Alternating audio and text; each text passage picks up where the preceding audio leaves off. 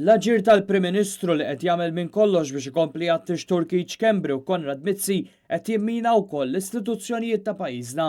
Iddikjara dan il-kap tal-Partit Nazzjonalista Adrian Dalija fid-dawl il-Prim Ministru ftaħar li ta' istruzzjonijiet lill-Armata u saħansitra qed jieħu post il-Kummissarju tal-Pulizija brabta mal-investigazzjoni delikata dwar l-assassinju tal-ġurnalista Defni Caruana Galizja. X'affarijiet jaf il-Prim Ministru? Inġifieri dak kien jaf diġà affarijiet illi setaw pereżempju waslu illi jiġi evitat dal-assassinju. U jekk kien jaf dawn l-affarijiet kollha, għalfejn ma tkellimx dwarhom. Il-Prim Ministru qed jadotta ġir simili dwar l-inkjesta dwar kumpanija Igrant fejn qed iżomm moħħ bir-rapport sħiħ tal-inkjesta maġisterjali illi saret. Fil-moment li għażel imbagħad il-Prim Ministru allura, illi minflok jipproteġi lin-nies, lill-poplu, lill-innoċenti, jażelu li jipproteġi lil min huwa ċar dikjarat mistqar illi huwa kriminali, li huwa korrott, allura għandna Prim Ministru illi qed jaġġevola il-kriminali. Kien hawn li Adrian Dalija refera l-laqgħa il-ġimgħa talab mal-President ta' Malta Adrian Dalija u qal li ħass li kellu jagħmel dan biex jitlob ħarsin tal-istituzzjonijiet.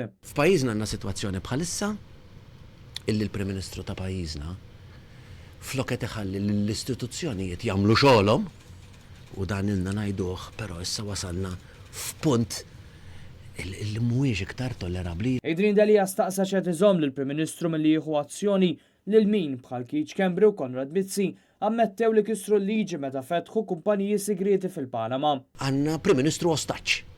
Għandna Prim Ministru ostaġġ tal-kriminalità. Għax issa qed nirrealizzaw illi dawn in-nies ma operawx waħedhom, ma kisrux il-liġi waħedhom. Dan għaliex fakkar li din is-sitwazzjoni qed tagħmel ħsara lill-isem pajjiżna anke fuq livell internazzjonali, tant li kellu jiddefendi isem pajjiżna anke quddiem mexxejja Ewropej waqt il-Kungress tal-Partit Popolari Ewropew f'Zagreb, il-Kroazja.